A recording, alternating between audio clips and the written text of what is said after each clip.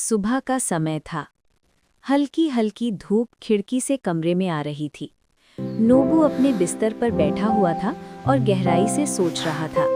वो अभी भी पिछली रात की उस अजीब घटना को याद कर रहा था, जब रोबोम्यू ने उसकी जान बचाई थी।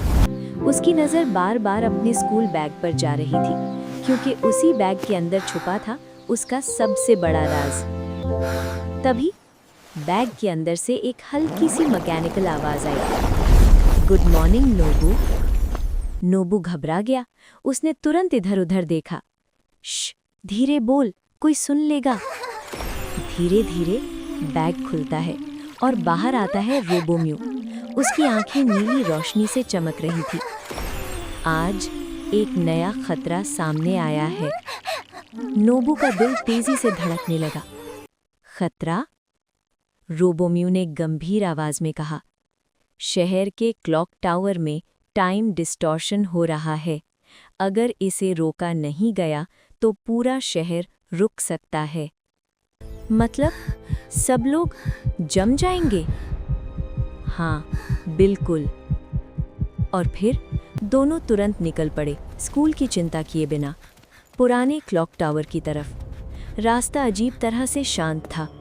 हवा ठंडी और भारी लग रही थी।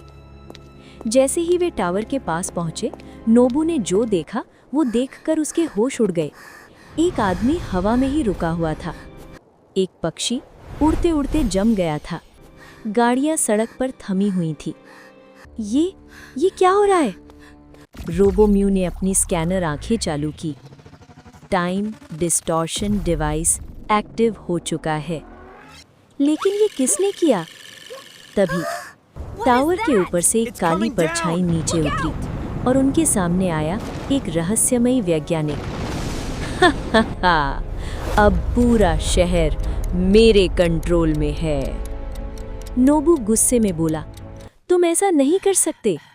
क्रोनेक्स हंसा, मैं समय को नियंत्रित करता हूँ और तुम मुझे रोक नहीं सकते। रोबोम्यू ने तुरंत अपना टर्बो मोड चालू किया। नोबू, मुझे 10 सेकंड चाहिए। मैं डिवाइस तक पहुंचूंगा, तुम उसका ध्यान भटकाओ। नोबू चिल्लाया, ए क्रोनेक्स, तुम्हारी मशीन बेकार है। चुप। जैसे ही क्रोनेक्स हमला करता है, रोबोम्यू बिजली की रफ्तार से ऊपर पहुंच जाता है। लेकिन जैसे ही वो डिवाइस को छूता है, एरर, सिस्टम हैक्ड। वो नीचे गिरने लगता है। नहीं। क्रोनेक्स हंसता है, तुम्हारा रोबोट खत्म। लेकिन नोबू हार मानने वाला नहीं था। उसे अचानक कुछ याद आया। अगर ये मशीन तरंगों से चलती है तो वो तुरंत घंटी की रस्सी खींचता है। टन टन टन आवाज की तेज तरंगे मशीन को हिला देती हैं। रोबोम्यू संभल जाता है। बहुत बढ़िया नोबू।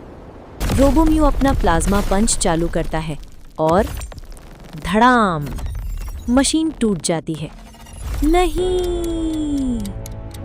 सब कुछ फिर से सामान्य हो जाता है। लोग चलने लगते हैं, पक्षी उड़ने लगते हैं। नोबू मुस्कुराता है। हम जीत गए, रोबोम्यू कहता है। टीम वर्क ही असली ताकत है।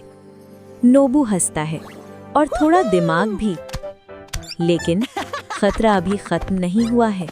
एक नया विलन जो लोगों की भावनाओं को कंट्रोल कर सकता है। क्या नोबू अपने दोस्तों को बचा पाएगा? जानने के लिए जुड़े रहिए